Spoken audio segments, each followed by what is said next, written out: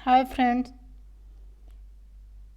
जैसा कि मैंने आपको पिछले लेक्चर में कुछ सामान्य जानकारी दे दी थी एमपी के बारे में। आज मैं फिर से आप लोगों को सामान्य जानकारी दूंगी। तो अपन यहाँ ये पढ़ चुके थे। सबसे पहले सूर्योदय एवं सूर्यास्त कहाँ होता है? ये सिंगरौली में होता है और सूर्यास्त अलीराजपुर में होता है। सूर्योदय सिंगरौली में होता है। फिर इसके बाद हम कुछ और पढ़ेंगे सामान्य जानकारी ही। जैसे वैदिक साहित्यों में मध्य प्रदेश को दक्षिणापथ और रेवोत्तर कहा जाता था। फिर मध्य प्रदेश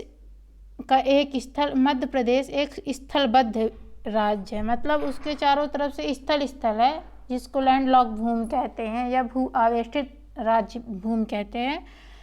तो इसे हम भू आवेष्टित राज्य भी कह सकते हैं। मतलब इसके चारों तरफ पानी नहीं है, यह चारों तरफ से अपने भू आवेष्टित राज्यों से ही घिरा हुआ है, लैंडलॉक भूमि से ही घिरा हुआ है।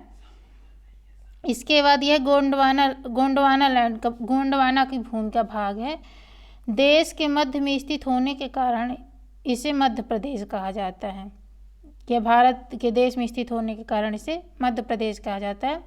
अब हम देखें कि मध्य प्रदेश को कितने अन्य नामों से जाना जाता है। जैसे मध्य प्रदेश को हम हृदय प्रदेश कहते हैं। इसका नामकरण किसने किया था? जवाहरलाल नेहरू ने। इसको सोया प्रदेश भी कहते हैं। क्यों कहा जाता है? क्योंकि देश के सर्वाधिक सोयाबीन मध्य प्रदेश में होता है। जनजाति प्रदेश भी कहते हैं क्योंकि देश की 21.1% जनजाति मध्य प्रदेश में पाई जाती है। इसको हम तेंदुपत्ता प्रदेश भी कहते हैं क्योंकि देश में सर्वाधिक तेंदुपत्ता मध्य प्रदेश में ही पाया जाता है। नदियों का मायका भी कहते हैं, टाइगर स्टेट भी कहते हैं क्योंकि भारत में देश में सबसे ज़्यादा टाइगर स्टेट मध्य प्रदेश में पाया जाता है, जिसकी संख्या है 526। इसे हीरा प्रदेश भी कहा जाता है। हीरा प्रदेश, यहाँ मध्य प्रदेश में हीरा सबसे ज़्यादा पाया जाता है। मध्य प्रदेश में हीरा कहाँ पाया जाता है? पन्ना में पाया जाता है। फिर हम देख लेंगे प्रदेश का भौगोलिक विस्तार एवं उसकी स्थिति देखेंगे। इसमें से हम देखेंगे कि यह मानचित्र में उत्तरी गोलार्ध व पूर्वी देशांतर में स्थित है। उत्तरी गोलार्ध और पूर्वी देशांतर में स्थित है। अगर आप जियोग्राफी पढ़ेंगे एमपी की, तब उसमें अच्छे समझ में आएगा। उसकी इंडिया की जियोग्राफी पढ़ेंगे तो अपन मैप के द्वारा बताएंगे कैसे पढ़ा है उसमें। अब हम देखेंगे कि जो इसका पूर्वी भाग है यह है 82 डिग्री 48 मिनट से पूर्वी देशांतर, जो कहाँ पास है? ये सिंगरौली में, मैकल पर्वत श्रेणी पर। और जो पश्चिमी है यह है 74 डिग्री 9 मिनट पूर्वी देशांतर, अलीराजपुर में राजपीपला पहाड़ी, यहाँ से लगाया गया है इसका हिसाब। और फिर जो इसका उत्तरी अक्षांश है यह 26 डिग्री 30 मिनट से उत्तरी अक्षांश लिया गया है, जो कि मुरैना चंबल नदी के पास से। और जो इसमें दक्षिण की तरफ देखा गया है तो इसमें दक्षिण की तरफ जो है यह 21 डिग्री 6 मिनट उत्तरी अक्षांश लिया गया है। कहाँ? बुरहानपुर और ताप्ती नदी के पास। जो इसके मध्य प्रदेश की पूर्व से पश्चिम की लंबाई है ये 870 किलोमीटर है और ये उत्तर से दक्षिण की लंबाई ये 605 किलोमीटर है।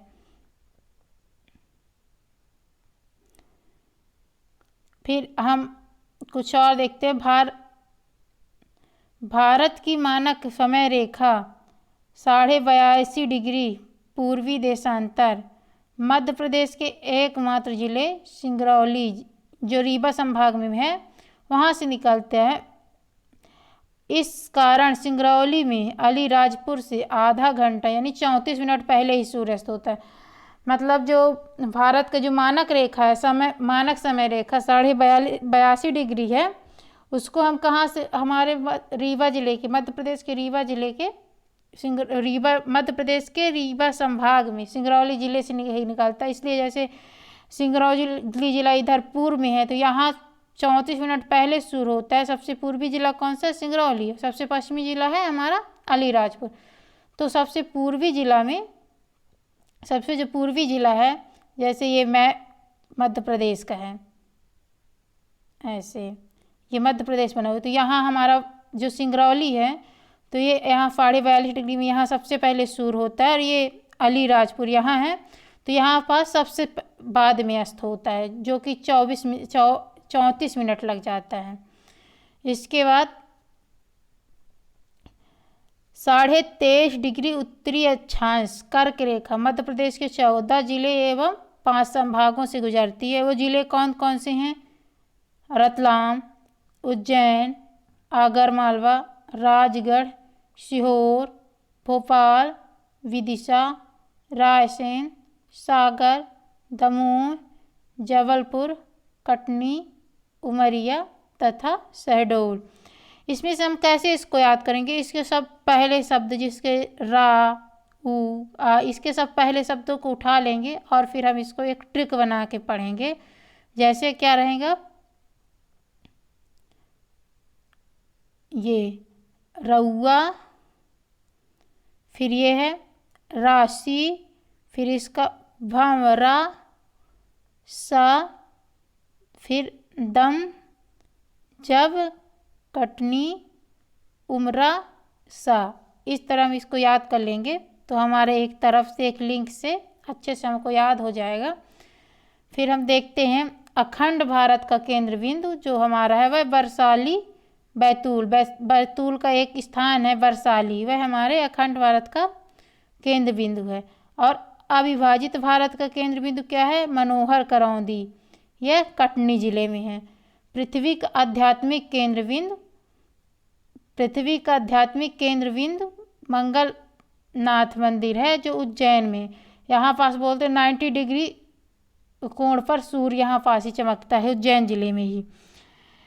और मध्य प्रदेश का केंद्र बिंदु और हृदय, मध्य प्रदेश का केंद्र बिंदु, प्रदेश का हृदय जिला और मध्य प्रदेश का स्विट्जरलैंड किसे कहा गया है?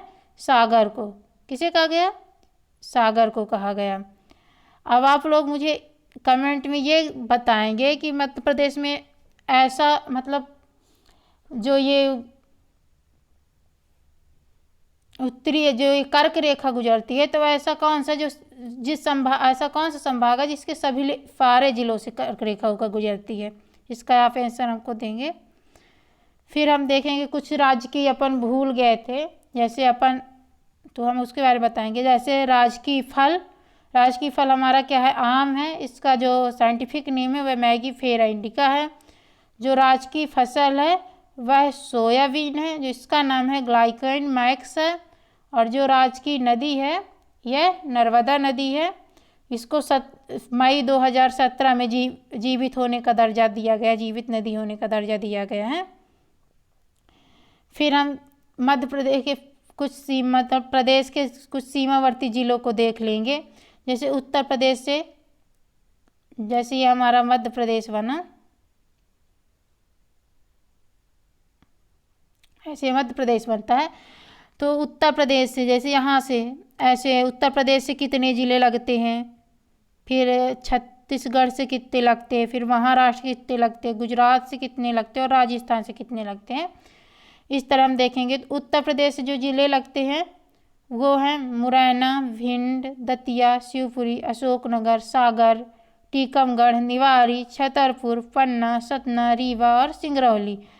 तो कुल कितने हुए? 1 2 3 4 5 6 7 8 9 10 11 12 13, कुल 13 जिला जो हैं वो उत्तर प्रदेश से मध्य प्रदेश के ज़िले सीमा लगाते हैं। फिर छत्तीसगढ़ से कितने जिले लगाते हैं?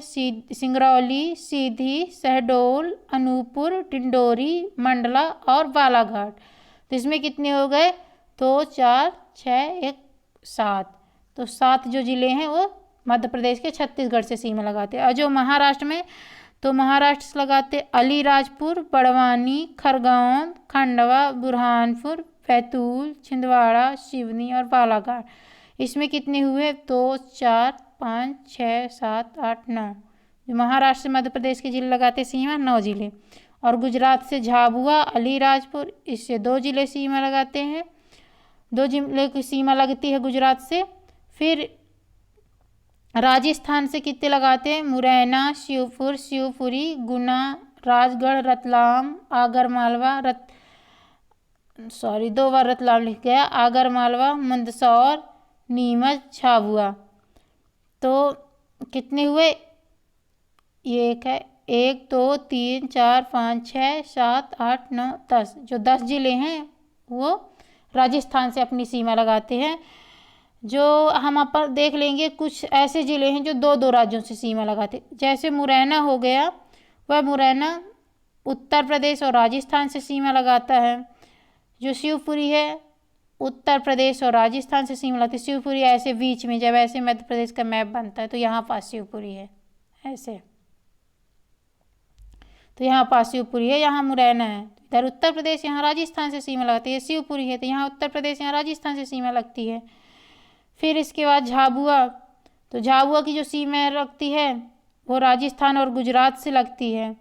अलीराजपुर गुजरात और महाराष्ट्र से लगती है।